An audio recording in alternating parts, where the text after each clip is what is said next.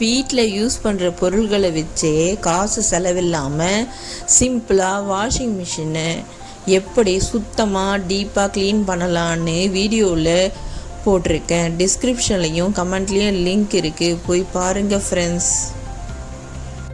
பிடிச்சிருந்தா லைக் பண்ணுங்கள், டவுட் இருந்தால் கமெண்ட்டில் கேளுங்க ஃப்ரெண்ட்ஸ்.